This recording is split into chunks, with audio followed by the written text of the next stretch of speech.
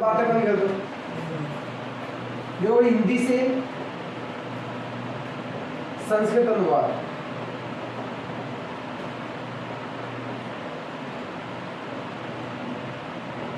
सबसे पहले आपको ध्यान रखना 121, ये ध्यान रखना। किसी भी वाक्य दिया होगा उस वाक्य में कर्ता, कर्म और क्रिया, ये तीन चीज देख लियो। जो भी कर्ता होगा उस कर्ता में कौन सी प्रथमा विधि, इस वन का मतलब है प्रथमा विधि, और टू का मतलब है कौन सी द्वितीय विधि, और जो इस वन का मतलब है जो भी क्रिया आएगी वो क्रिया किसके अनुसार, कर्ता के अनुसार। जिसे मान लो कहा जाए कि इस कर्ता वजह से वह पुस्तक पढ़ता है, ये एक वाक्य दिया जाए और इस वाक्य को आपको संस्कृत में अनुवाद करना हो तो सबसे पहले कर्ता देखना है। जो भी यहाँ कर्ता होगा उसमें कौन सी प्रथमा व्यक्ति का प्रयोग करना है, जो भी ऑब्जेक्ट होगा उसमें कौन सी द्वितीय, और क्रिया जो आएगी किसके अनुसार, कर्ता के अनुसार। इसके अलावा कुछ सर्वनाम शब्द है जैसे से यानी वह, से तऊ यानी वे दोनों, और वे तुम, युवा, यूया, तुम दोनों,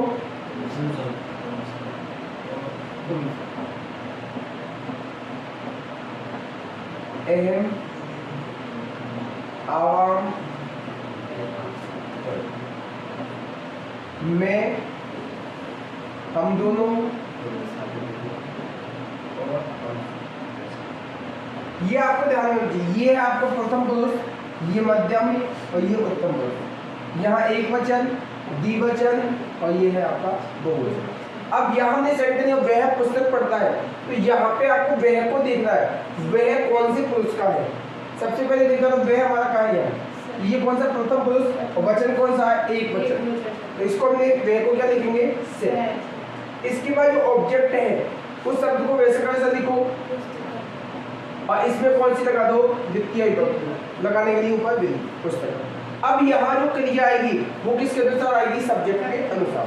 अब यहाँ पर पढ़ना है, पढ़ता है तो इसके लिए कौन सी पढ़ धातु, और इसमें कौन सा आपको अति, अते और अंति, असी, अथे, अत, आमी,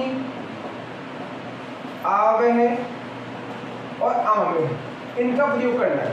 अब ये पठ धातु थी जो हमारी है किसकी, प्रथम पुरुष एक वचन की थी, तो सब्जेक्ट किसका है, तो यहाँ पर जो हमें प्रथम पुरुष एक वचन में क्या जोड़ना, अति, तो यहाँ ठेमे मिलेगा ठेपुदा और क्या बन गया, वैसे है पुस्तकम पढ़। अगर मान लो यहाँ आया कि महेश फल खाता है, ये वाक्य दिया जाए तो यहाँ पर महेश क्या सब्जेक्ट, जब कोई भी नाम आएगा वो नाम हमेशा ध्यान रखना प्रथम पुरुष एक वचन में काउंट होगा इस जगह, वे के साथ। तो यहाँ जो नाम आएगा उसमें प्रथमा व्यक्ति एक वचन लगानी है। इसके लिए ध्यान रखना जिन शब्दों के लास्ट में ए, ई और उ इनका स्वर आएगा उसके साथ में क्या करना, प्रथमा व्यक्ति एक वचन में विसर्ग लगाना। तो यहाँ महेश शब्द हमने लिखा और इसके क्या किया, विसर्ग, महेश, प्रथमा व्यक्ति एक वचन बन गया। इसके बाद जो ऑब्जेक्ट है उसमें द्वितीय, फल को लिखा तो ऊपर फलम, और खाता है, खाने के लिए कौन सी, खाद धातु, वही महेश हमारा प्रथम पुरुष एक वचन का है, अति जोड़ोगे क्या बन जाएगा, महेश से फलम खाद। ये था एक सामान्य संस्कृत बनाने का नियम। अब देखो कारक की बात करें तो कारक में सबसे पहले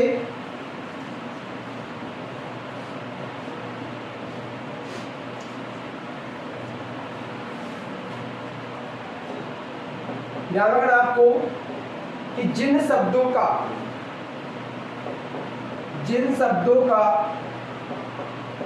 क्रिया के साथ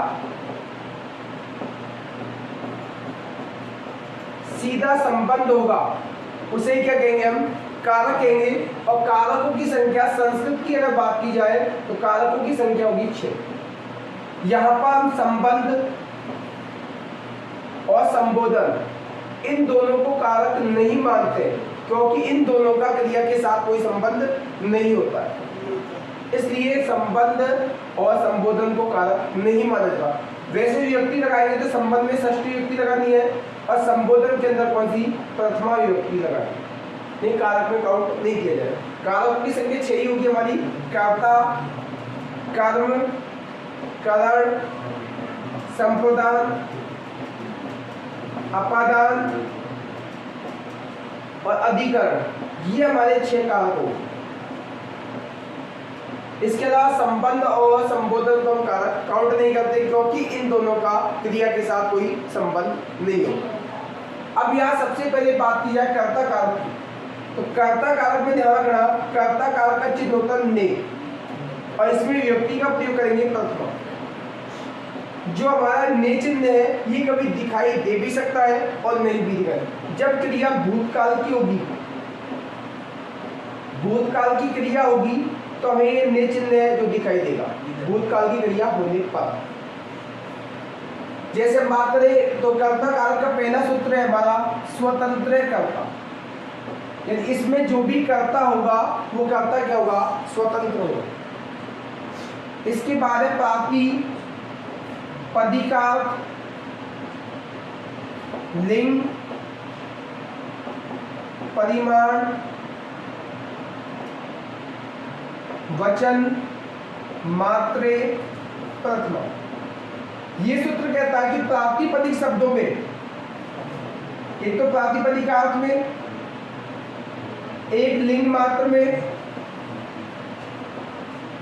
और एक परिमाण मात्र में और वचन मात्र में कौन सी होगी, प्रथमा विभक्ति का प्रयोग किया जाता है। तो कर्ता कारक को आपस ऐसे याद रखोगी कि जो भी सब्जेक्ट आएगा उस सब्जेक्ट पे कौन सी लगानी, हमें प्रथमा विभक्ति लगानी। ये कर्ता कारक का काम। इसके बाद हम बात करें कर्म कारक की बात की जाए, यहां से एग्जाम में प्रश्न बनेंगे। कर्म कारक की बात की जाए तो इसका चिन्ह होगा को, और इसमें जो विभक्ति प्रयोग की जाएगी वो होगी द्वितीया। इसका पहला सूत्र है कर्तुदीप्सित तमम कर्म, यानी कर्ता अपनी क्रिया के माध्यम से, कर्ता क्रिया के माध्यम से जिसको सबसे अधिक चाहता है उसकी कर्म संज्ञा होगी। यानी कर्ता जो है वो क्रिया के माध्यम से जिसको सबसे अधिक चाहता है उसकी कौन सी, कर्म संज्ञा होगी। और जब भी कर्म संज्ञा होगी तो कर्मणि द्वितीया, ये कहता है जिसकी भी तुमने कर्म संज्ञा की है उसमें कौन सी विभक्ति लगा दो, द्वितीय विभक्ति लगा दो। जैसे हमने यहाँ सेंटेंस लिखा था, महेश पुस्तक पढ़ता है, ये वाक्य हमने जो लिखा है इसकी अगर बात की जाए तो यहाँ पर जो महेश था सब्जेक्ट है, ये कर्ता किस तरह, पढ़ना जो क्रिया है इसके माध्यम से किसको चाहता है, पुस्तक को। यानी महेश करता था, ये पढ़ना क्रिया के माध्यम से किसको, पुस्तक को चाहता। तो इस पुस्तक की कौन सी कर्म संज्ञा होगी, और जब जब कर्म संज्ञा होगी तब कौन सी आएगी, द्वितीया विभक्ति। ठीक है। अब यहाँ पर महेश सब्जेक्ट था, सब्जेक्ट में कौन सी, प्रथमा। तो महेश को तो हमने महेश लिखा और विसर्ग कर दिया, महेश। पुस्तक ऑब्जेक्ट है, पुस्तक ऑब्जेक्ट में द्वितीय लगा देंगे ऊपर बिंदी, और पढ़ता है तो पढ़ धातु और इस व्यक्ति जोड़ दोगे तो क्या बन जाएगा, पढ़ती। महेश या पुस्तकम पढ़ती। इसके बाद नेक्स्ट सूत्र की बात करें यहाँ, अभीते, परिते, सम्या, निरीक्षा, हा, प्रति, योगे, अपि। ये एक सूत्र है जिसमें अभीते मतलब होता है दोनों ओर, परिते का मतलब होता है चारों ओर, समिया और निक्सा दोनों अलग अलग है, इनका मतलब होता है पास में। हा का मतलब है अफसोस और प्रति मतलब होता है की ओर। इन शब्दों के योग में कौन सी व्यक्ति लगा दी हमें? द्वितीया। जैसे यहां पर आया विद्यालय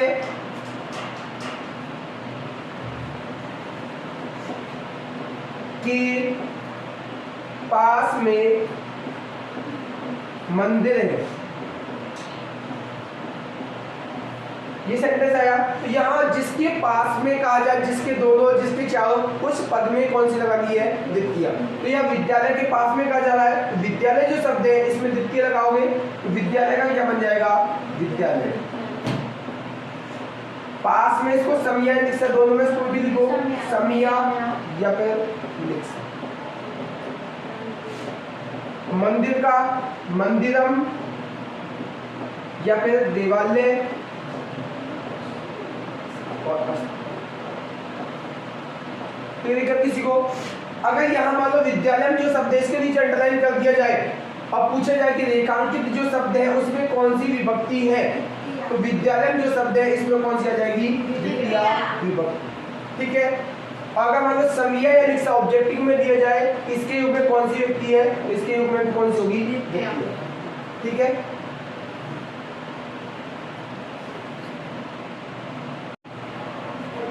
देखो इसमें से है वह विद्यालय की हो जाता तो क्या बनेगा? से विद्यालयम प्रति गच्छति। तो यहाँ विद्यालय शब्द को रेखांकित किया जाए तो इसमें पूछा जाए कौन सी व्यक्ति, तो यहाँ कौन सी आएगी? द्वितीया प्रति शब्द के योग। नेक्स्ट सूत्र है हमारा अंतरा अंतरण युक्त। अंतरा का मतलब होता है बीच में और अंतरण का मतलब होता है बिना, और एक और शब्द है हमारा बिना, इसका मतलब भी होता है बिना। इन शब्दों के योग में कौन सी आएगी? द्वितीया। जैसा है गंगा और यमुना के बीच में प्रयाग है। ये आपको एक वाक्य दिया जाए तो यहाँ पर किसके? गंगा और यमुना के बीच में बात की जा रही है, तो इन शब्दों में कौन सी द्वितीया? गंगा का बने गंगाम, यमुना चे, बीच में अंतरा प्रयाग या अंडरलाइन कर दिया जाए। पूछा जाए रेखांकित पद में कौन सी द्वितीया? किसके योग में? अंतरा शब्द के योग में। जैसे कहा जाए जल के बिना जीवन संभव नहीं है। ठीक है। तो यहाँ किसके बिना बात की जा रही है? जल के बिना। तो यहाँ जो जल शब्द है द्वितीया, जल का क्या बन जाएगा? जलम, बिना का बिना या अंतरेण, जीवनम जीवन संभवम और नाश, जल के बिना जीवन संभव नहीं। यहाँ जल शब्द को अंडरलाइन किया जाए, पूछा जाए कि इसमें कौन सी व्यक्ति है, तो इसमें कौन सी आ जाएगी? द्वितीया। किसके युग में? बिना जो शब्द है उसके युग में। नेक्स्ट जो सूत्र है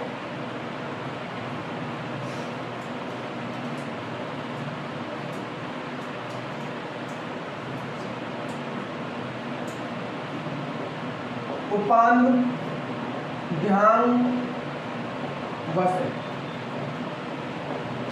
ये सूत्र कहता है कि उप, अनु, अदि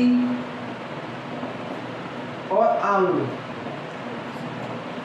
उपसर्ग के बाद में कौन सी? वस धातु, जिसका अर्थ होता है रहना, के योग में आधार की कर्म संज्ञा होगी, और जब कर्म संज्ञा होगी तो उसमें कौन सी आ जाएगी? द्वितीया विभक्ति। जैसे यहाँ हरि वैकुंठ में रहता है, ये एक वाक्य दिया जाए तो यहाँ पर जो हरि शब्द है इसमें कौन सी आएगी? प्रथमा। हरि का तो क्या बन जाएगा? हरि। अब यहाँ वैकुंठ में, यहाँ पर कौन सा हमारा अधिकरण कारक होना चाहिए था? कौन सा अधिकरण कारक? लेकिन रहने के लिए जो हम कौन सी धातु? वस धातु का जब प्रयोग कर रहे हैं और उससे पहले हम किसी भी उपसर्ग का जब प्रयोग करेंगे इनमें से, तो हमारा जो अधिकरण जो कारक हो रहा था उसके स्थान पर कौन सी कर्म संज्ञा होगी, और जब कर्म संज्ञा होगी तो उसमें कौन सी आएगी, द्वितीया। तो यहाँ पर वैकुंठ है, इसका क्या बन जाएगा, वैकुंठम। ठीक है, अधिवस्ति, अधिवस्ति, उपवस्ति, अनुवस्ति और आवस्ति, इनमें से कोई सा भी आप यूज कर सकते हैं। यहां मान लो इसमें वैकुंठ शब्द को अंडरलाइन किया जाए, पूछा जाए कि रेखांकित पद में कौन सी विभक्ति है, तो यहाँ पर कौन सी है, द्वितीया। या कारण लिख दो कि अधि उपसर्ग पूर्वक कौन सी, बस धातु, इसके योग। नेक्स्ट सूत्र है आपका अधिसिंग इस्तासाम कर्म। इसमें कि अधि उपसर्ग पूर्वक कौन सा, अधि उपसर्ग पूर्वक कौन सी, सिंह धातु, जिसका अर्थ होता है सोना, इस्ता, और कौन सी, आस धातु, जिनका अर्थ होता है बैठना। के योग में भी वही आधार है, उस आधार की कौन सी कर्म संज्ञा होगी, और जब भी कर्म संज्ञा होगी तो कौन सी विभक्ति आएगी, हमारी द्वितीय। जैसे यहां पर आया राजा पलंग पर सोता है, यहाँ पर जो राजा सब्जेक्ट है तो उसमें लगाओगे राजा का राजा या नृपय। अब पलंग पर होना तो यहाँ अधिकरण का चाहिए था, लेकिन सोने से पहले हम कौन सा अधि उपसर्ग का जब प्रयोग करेंगे तो यहाँ कौन सी आ जाएगी, कर्म संज्ञा, और द्वितीय तो पद, पलंग का बन जाएगा पर्यंकम अधि से। यहाँ पर पर्यंकम शब्द को अंडरलाइन किया जाए, पूछा जाए कि रेखांकित शब्द में कौन सी विभक्ति है, तो यहाँ पर कौन सी है, द्वितीया। यहाँ अधि उपसर्ग पूर्वक कौन सी, सिंह धातु के योग। इसके बाद नेक्स्ट है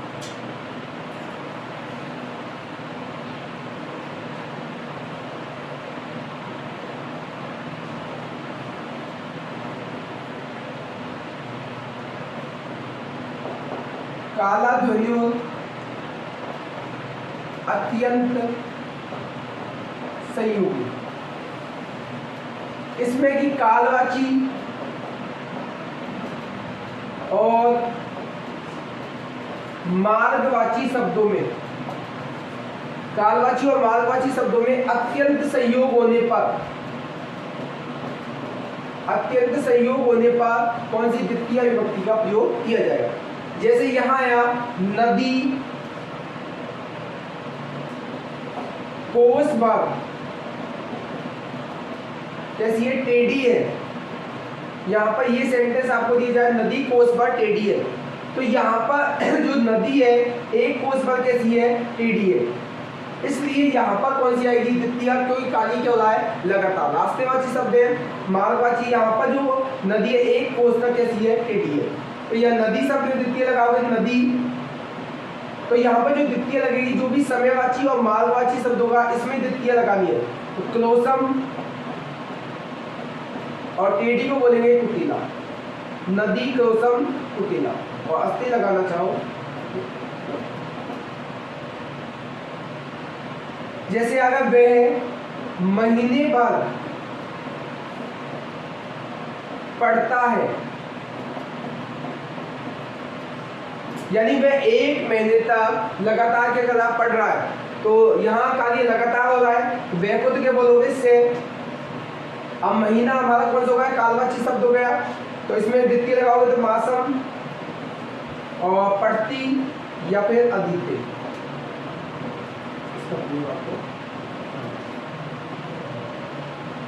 नेक्स्ट सूत्र है हमारा एकथितम च। एकथितम च की बात की जाए तो इसमें हमारी दुहु, याच, पच, की, नी, मत, मुस, दी, वह आदि जो 16 द्विकर्मक धातु है, 16 द्विकर्मक धातु, इनमें के योग में अपादान आदि, अपादान आदि कारक की भी कौन सी कर्म संज्ञा होगी, और कर्म संज्ञा होगी तो उसमें कौन सी आएगी, द्वितीया विभक्ति। जैसे अगर बात की जाए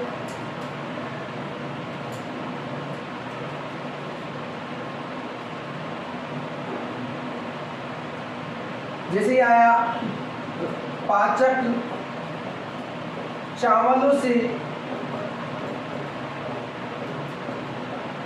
भात पकाता है, ये एक वाक्य दिया जाए।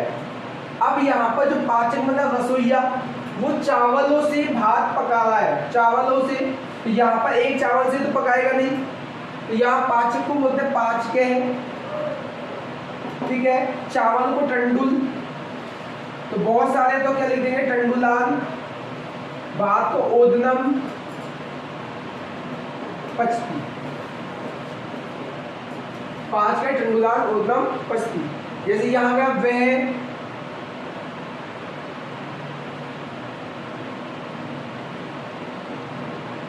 बकरी को गांव ले जाता है, ठीक है। तो यहाँ पर वे को तो क्या बोलोगे से, बकरी को अजाम ग्रामम नयति, ये हमारा कौन सा है, कर्म कारक। यहाँ पे हमारा कंप्लीट होता है अपने सिलेबस के अनुसार, ठीक है।